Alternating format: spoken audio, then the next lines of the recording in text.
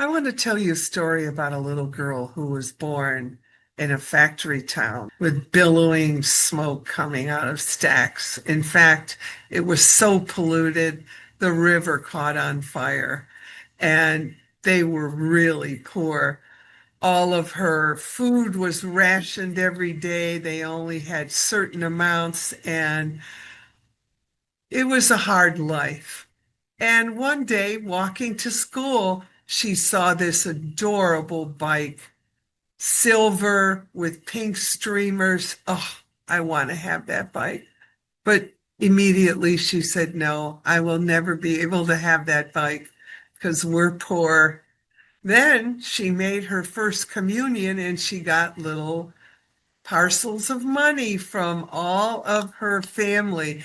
In her mind, she knew she had enough money for her bike. Her parents took the money and put it in a glass up on a shelf in the kitchen in the cupboard.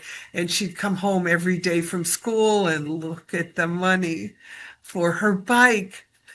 And then one day she came home and opened the cupboard door and the money wasn't there. And she thought, they bought my bike. So she ran to her parents and said, did you buy my bike? Did you buy my bike? And they got really sad looking and they sat her down and said, I'm sorry, honey, we had to use the money for food. And she was so crestfallen. She hung her head down. But then she knew she was poor, and that's just the way it was going to be.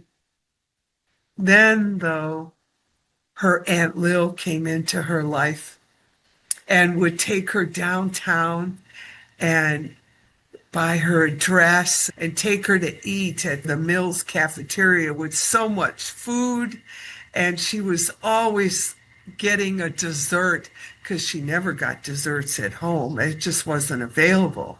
Then her Aunt Lil would tell her stories about all the successful people in these tall buildings and told her she too could be successful if she just focused on it and kept it in her mind. And she thought, I will be successful. And as she grew older and got a job, it just wasn't what she thought.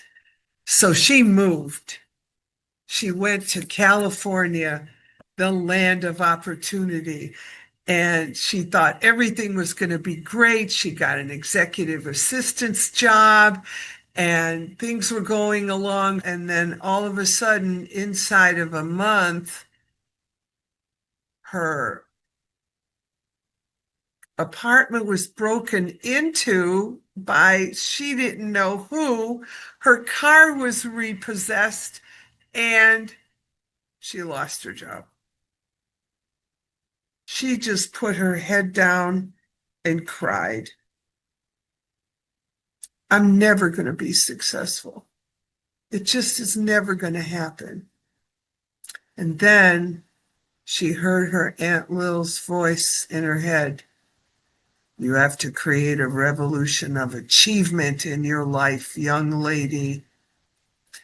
That's when I decided that I was going to start talking to people who were already successful.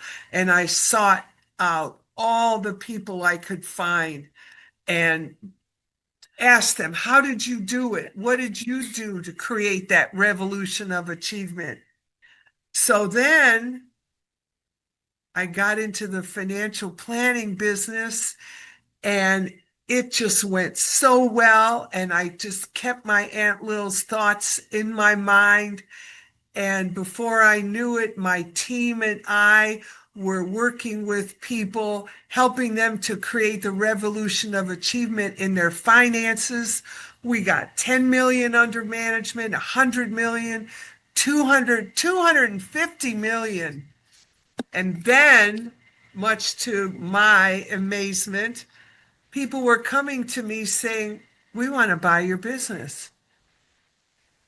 And I sold my business for more millions than I ever thought I could ever get.